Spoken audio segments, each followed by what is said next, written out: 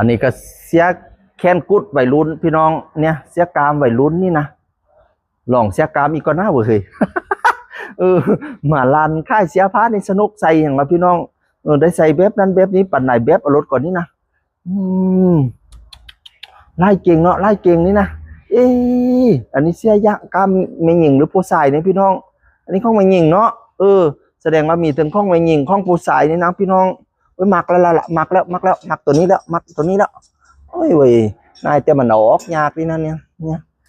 ค่อยหมักตัวนี้นะพี่น้อง สวยไหมคะสวยไหมคะโอ้ยจะมันมีให้เรียกไล่ให้พี่น้องสิ้นกระโปรงหมุมพี่เป็นสิ้นกระโปรงนี่นะโอ้ยสิ้นกระโปรงตัวนี้ก็งามเก่งพี่น้องนี่นะเนี่ยเนาะมันยำงานกีฬาเนี่ยใช่ดีกว่านี้งานกีฬามันยำดำมาเยอะเข้าใส่นะมาเอามาเดินอีน้อยมาเอาเดินนี่นะโอ้แล้วกันปุติกอบใส่งามเก่งเนี่ยกับสิ้นกระโปรงสั้นๆเนี่ยโอ้ยลายไฮพี่น้องลายไฮนี่นะมีแต่สิ้นกระโปรงงามๆว่าข้างล่างก็มีเด้อข้างเทิงก็มีเด้อปุ๊นะโอ้ยนี่นะบางทีในงานกีฬาเขาอยากได้สิ้นกระโปรงสั้นๆคือจริงสิ้นกระโปรงอันคนตีกอบแคดดี้ตีเขาเอิญนั่นนะนี่นะสิ้นกระโปรงก็ไล่แบบพี่น้อง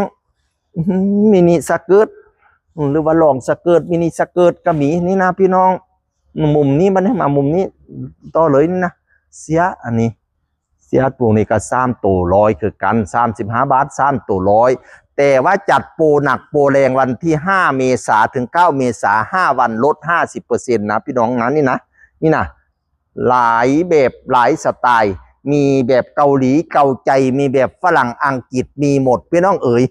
สินค้าแบรนด์เนมเยอะแยะมากมายสิ้นกระโปรงพูนะ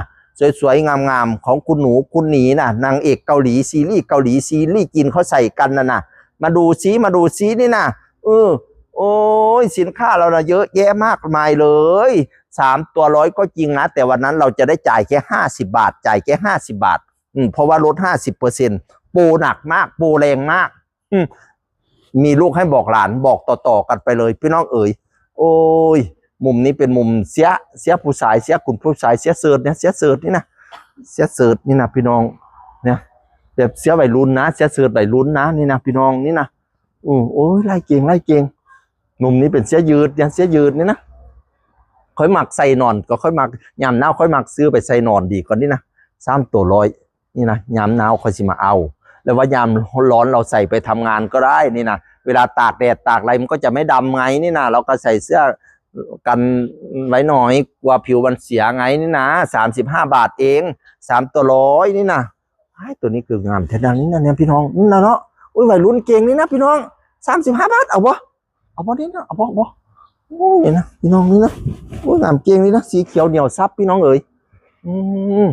ได้แล้ววันที่5ฮอดวันที่9เจอกันพี่น้องต้องกางเกงยังมาลายดีใช่ปะกางเกงคุณผู้หญิงเหรอนี่นะป๊าดใหม่ๆพี่น้องนี่ใหม่ๆมันก็คือมือซ่องเลยมันคือมือ1นี่นะ3 ตัว 100นะใครที่ชอบแบบลายเนี่ยพี่น้องนี่นะ3 ตัว 100แต่ว่าจะไม่จ่ายถึง100จ่ายแค่50%เราซื้อ200ก็จ่าย100เราซื้อ300จ่าย150 บาทพี่น้อง5 วันเท่านั้นนะ5 เมษาถึง9 เมษา5 วันลด 50% ที่ตลาดลงเกลือทั้ง2 สาขาเมืองเลยและสาขาวังสะพุงมีลูกให้บอกหลานเสียงอึ่งแก้วเลยสวัสดีครับ